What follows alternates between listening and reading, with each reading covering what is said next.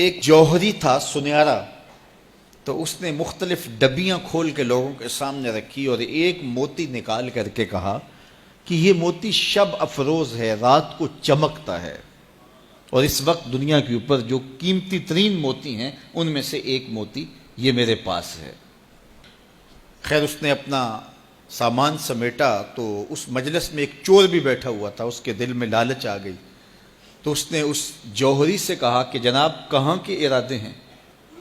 تو اس نے کہا کہ میں بمبئی جا رہا ہوں۔ اس نے کہا واہ واہ کیا اچھا ہوا، میں بھی تو بمبئی جا رہا ہوں، تو چلو اکٹھا سفر ہوگا۔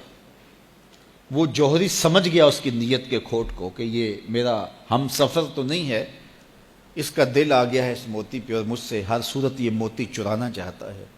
لیکن وہ بھی بڑا سمجھدار تھا، اس نے کہا آ جائیے کوئی بات نہیں۔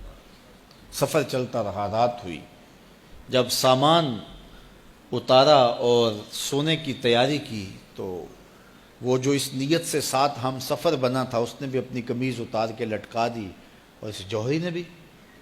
اس جوہری نے یوں کیا کہ نظر بچا کے وہ ڈبیا قیمتی موتی والی نکال کر کے اس کی جیب میں ڈال دی اور خود بے فکر ہو کے سو گیا۔ جب یہ خراٹے لینے لگا تو چور اٹھا، اس کا سامان ٹٹولا، اس کی جیبیں دیکھیں، سارا دیکھتا رہا۔ خیر دن چڑھ گیا، جوہری اٹھا، اس نے نظر بچا کر کے اس کی جیب میں ہاتھ ڈال کر کے وہ موتی اپنی جیب میں ڈال لیا۔ صبح جب ناشتے پہ بیٹھے تو اس چور نے باتوں ہی باتوں میں بات کی، وہ آپ کے موتی کی چمک شمک نظر نہیں آئی رات کو؟ تو وہ ہنس کے کہنے لگا نہیں میرے پاس ہی تو تھا، اور جیب سے نکال کے سامنے رکھ دیا۔ دل ہی دل میں بڑا حیرت زدہ ہوا، میں نے تو سارا ٹٹولا، یہ اگر کہیں تھا تو مجھے کیوں نہیں ملا؟ چلو آج صحیح۔ اگلا دن آیا تو پھر اس نے قمیض اتار کے رکھی اور اس نے نظر بچا کے اس کی قمیض میں وہ موتی ڈال دیا اور خود بے فکر ہو کے سو گیا۔ یہ ساری رات اس کے سامان میں، اس کے لباس میں تلاش کرتا رہا اور وہ مزے سے سویا رہا۔ صبح اٹھا اور نظر بچا کے اپنی جیب میں ڈال لیا۔ ناشتے پہ پھر بات کی کہ وہ آج بھی کوئی چمک شمک دکھائی نہیں دی۔ اس نے کہا میرے پاس ہی تھا، جیب میں ہاتھ ڈالا اور سامنے رکھ دیا۔ بڑا حیرت زدہ ہوا، دل ہی دل میں سوچا چلو کل صحیح۔ اس نے پھر ایسے کیا اور یہ ساری رات اس کا سامان ٹٹولتا رہا پوری تفصیل کے ساتھ۔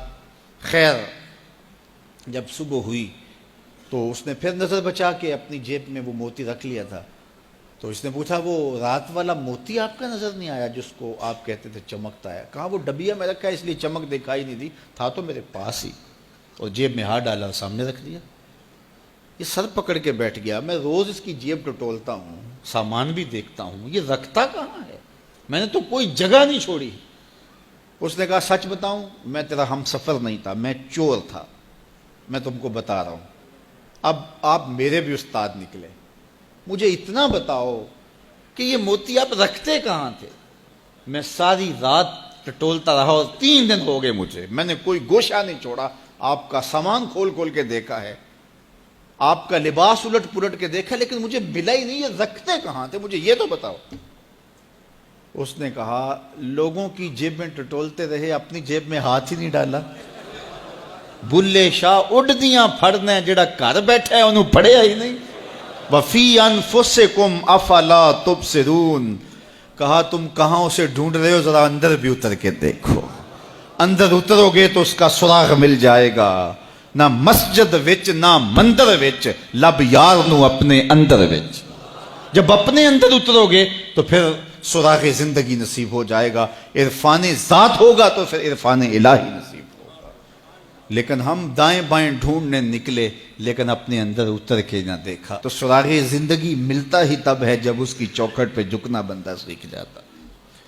تو اس کی چوکھٹ پہ جھک کر کے زندگی کی سربلندی حاصل کیجئے اور مقصد زندگی حاصل کیجئے۔